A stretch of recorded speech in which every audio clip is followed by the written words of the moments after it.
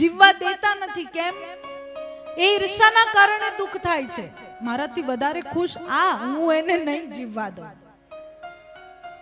પણ આ ખરેખર મર્યાદા છે. આપણું જીવન આપણા સુધી મર્યાદિત હોય. બહુ એને પબ્લિશ નહીં કરવાનું.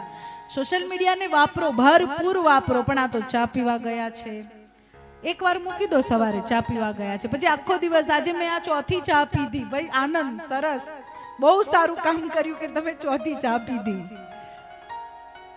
મારા જીવનને હું મારા સુધી ના રાખું, મારા જીવનની જો કોઈ ગુપ્તતા જ ના હોય, ખુલ્લી કિતાબ ના બનાય. લોકો જે વાતો કરે છે ને કે અમે તો ખુલ્લી કિતાબ બનવા જશો ને તો લોકો વેચી આવશે. ખુલ્લી કિતાબ ના બનાય. આ કલયુગ છે. કલયુગમાં અમુક વાતને ગુપ્ત જ રખાય. શ્રી રામે શીખવ્યું છે. શ્રી રામ બધે ગયા છે ચાલીને. ક્યાંય સાંભળ્યું કે ભગવાન શ્રી રામે પોતે પરિચય આપ્યો હોય કે હનુમાનજી સિવાય?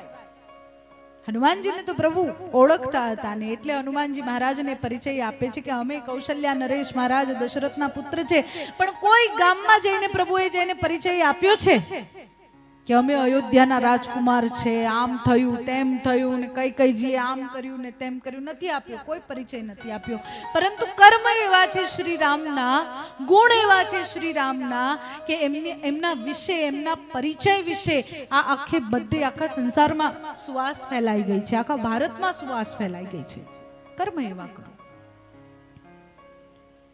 મર્યાદા એવી રાખો. શ્રી રામ એ મર્યાદા પુરુષોત્તમ છે ને દરેક સ્થળે ગુરુકુળમાં અભ્યાસ કરવા જાય, મર્યાદામાં રહીને 68 શાસ્ત્ર વિદ્યાને ભણે છે અને મર્યાદામાં રહીને, ગુરુના શરણે રહીને મર્યાદાનું પાલન. પિતાજીએ કહ્યું કે જવાનું છે, વિશ્વામિત્રજી પાસે ગયા છે.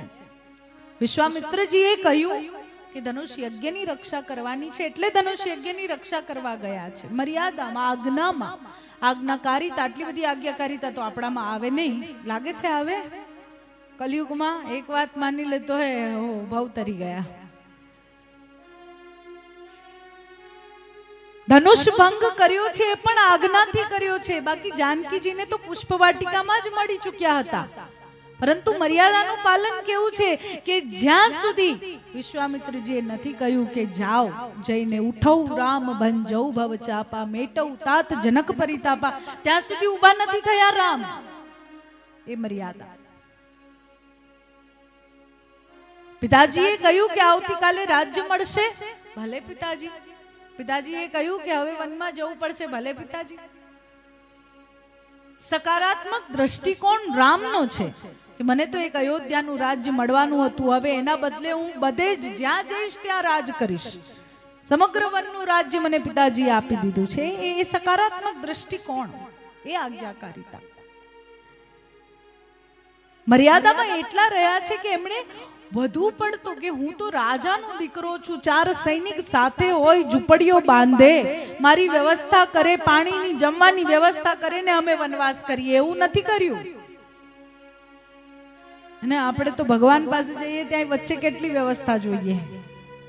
આ હોવું જોઈએ, આ હોવું જોઈએ, આ હોવું જોઈએ. આશ્રમોમાં જઈએ, આશ્રમોમાં ગયા હશે ઘણી વખત, અહીંયા તો રૂમ સારા નથી, અહીંયા તો આ નથી. પિકનિક કરવા આવ્યા છો એના કરતા બેટર ઘરે રહો. વ્યવસ્થા લેવા નીકળ્યા હોય તો ઘરે રહો. અને ખરેખર જો તીર્થાટન કરવા નીકળ્યા હોય, બ્રજ જશો તો બ્રજમાં તો તમને આમ ચાલતા ચાલતા કચરો મળશે. આપણા પ્રિયવદનભાઈને ખબર હશે, ખૂબ ફરે છે.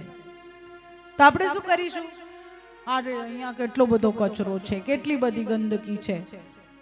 તો ત્યાં બાકી બિહારીના દર્શન કરવા ગયા કે ગંદકીના?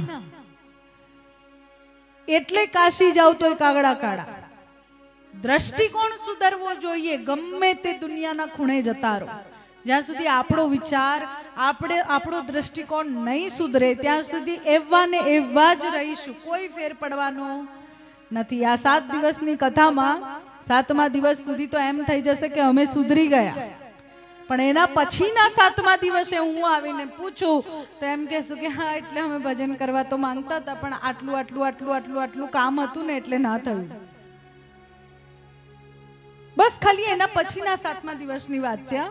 વર્ષ પછી તો ભગવાન જાણે.